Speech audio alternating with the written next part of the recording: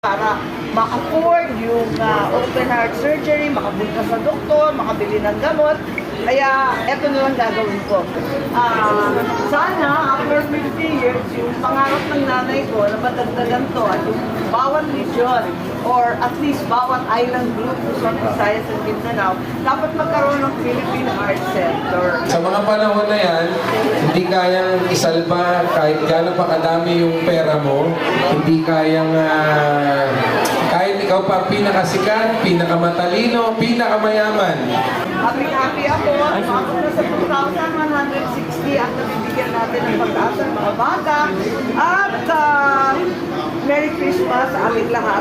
Pagkat kahit pa paano nabigyan ng pag-asa yung mga tutaan na ipinanganak na may butas ng puso. So, napakamahal ng open heart surgery at napakasela. Kaya nagpapatuloy tayo dito sa ating heart center at inorganisan ng tropa ni Manong Helep dyan sa Heart Warriors. So, very happy at hanggang ngayon may waiting list pa rin, 250 nakapending para sa surgery. Pero ganun pa man, gagawa natin ang paraan sa mga susunod na taon. Hindi. Dahil sabi ko nga, dalawa kong anak, pinanganak na may butas ang puso. Naging kaibigan ko na sa kapupunta sa doktor, sa kaka-treatment, at sa kakabili ng gamot, yung ibang nanay. Kami, pinalad, at kusang nagsara yung butas sa puso ng mga anak ko. Pero yung mga kaibigan ko, mga nanay, hindi ganun kaswerte, di maubos maisip kung anong gagawin nila para ma-afford yung open heart surgery, makapunta sa doktor, makabili ng gamot. Kaya dahil pinagpala nga kami, blessing na blessing kami, pagkaswerte namin, eto na lang gagawin ko para sa mga nanay. Paano yun? Pero as much as possible, yung kayang-kaya pa, malakas naman yung bata, bakit hindi? Kasi yung iba, tuloy yung naging baby, di na lumalaki. Kaya, hindi nakakaawa naman. Panahon ng Pasko, kaya dapat ibukas ang puso. Literal. Basta doon yung pakiramdam every time na may mga nag-fail na mga natutulungan kasi hindi iwasan yung mga nag-fail. Oo nga, marami sa mga organizers ng Heart Warriors, talagang mga magulang na bigo sa kanilang pagsubok na pagalingin sa kanilang anak, pero sumutulong na lang sa iba't na mahusli sa mali at makakita kaagad sa doktor. In terms of legislation, kung meron po ba kailangan gawin or baguhin sa laws para dito? Sa palagay ko, tulungan na lang natin yung heart center at palawakin pa natin. Yung regional specialist center, ikalat na natin para yung mga taga-Mindanao, taga-Isla sa Visayas, hindi mapilitan papunta dito. Papunta dito, sikip-sikip na. Luma na yung pasilidad kahit napapakinabangan na. Talaga naman 1975 pa to. Luma na siya, 50 anos na siya. Kaya, sana after 50 years, yung pangarap ng nanay ko na madagdagan to at yung bawat region or at least bawat island group sa Visayas and Mindanao, dapat magkaroon ng Philippine Heart Center. At yun ang pangarap natin. Kaya nga sinasabi ko nga sa DOH, para magkaroon ng specialist heart center, halimbawa, makisosyo na lang, mag-partner na lang, mag-MOA na lang sa existing LGU or even a private hospital, endow them para mabilis, kaagad-agad, lalo na kapag may medical school, may mga doktor pa. So, yun ang suggestion ko para sa lalo madaling panahon, madagdagan. Meron na tayong mataas regional specialist center, ngunit alam naman natin ang kabudgetan natin ang problema. So, palagay ko yun, quick fix, makisosyo dun sa existing hospital so that they don't have to go to the whole rigmarole of procurement, infrastructure delays, and the usual problems that plague government projects. Nahuling pa hirap. May mga dating agriculture secretary, may kapatid na dito. Kasi kasi next week, mas yung palit, hindi makitama-tama na ako. Well, Palagay ko, yung ating secretary, bigyan natin ng pagkakataon at nakakaintindi naman yun ng supply side. So hopefully, masaayos yan. Unang-una, syempre, ibahin natin ang ating kaisipan. Unang-una, gawing competitive ang ating mga farmers. Yun ang number one talaga. Hindi, yung number one, mali. Balik na naman ako. Yung number one talaga, hulihin yung mga smuggler. Pigilan na yung mga photo op at saka yung pag-rate ng mga legal. Pwede ba magkaso na tayo at talagang hulihin yung smuggler ng kuskusan?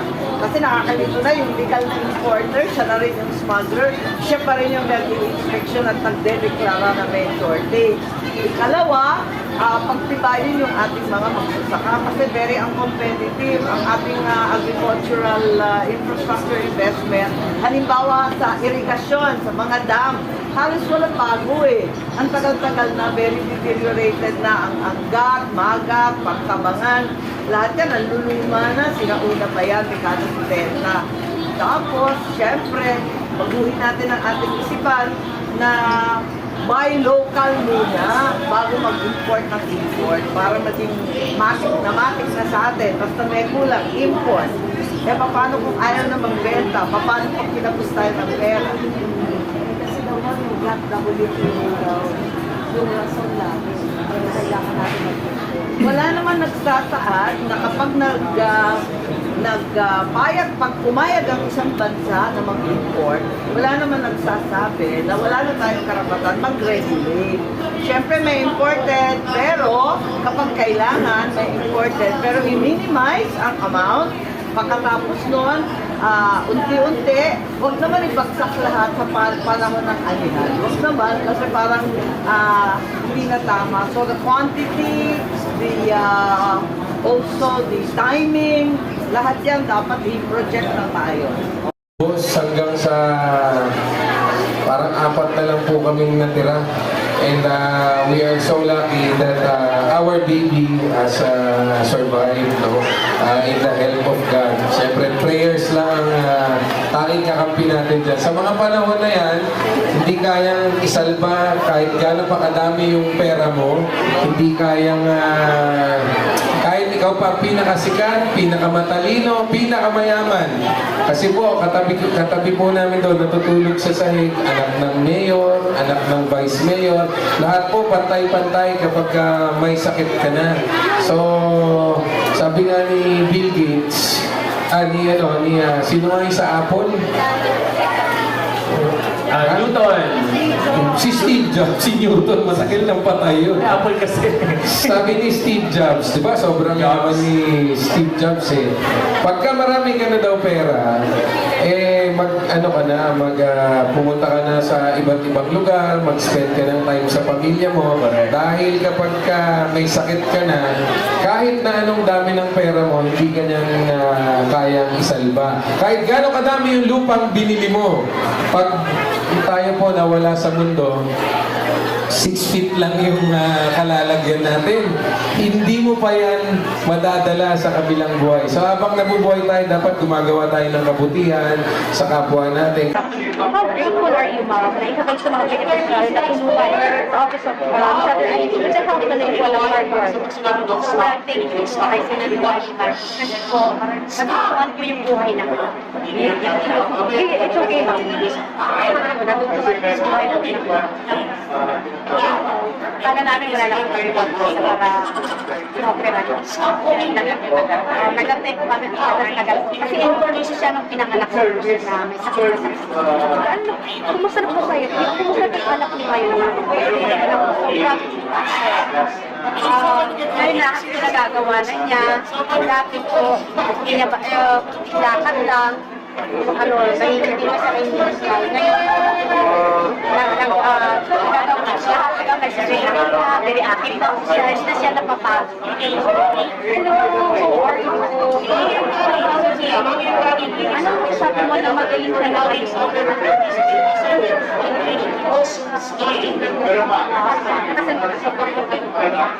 Nag-enjoy ka ba? Naglalaro ka ba with your friends? family. And what's your name?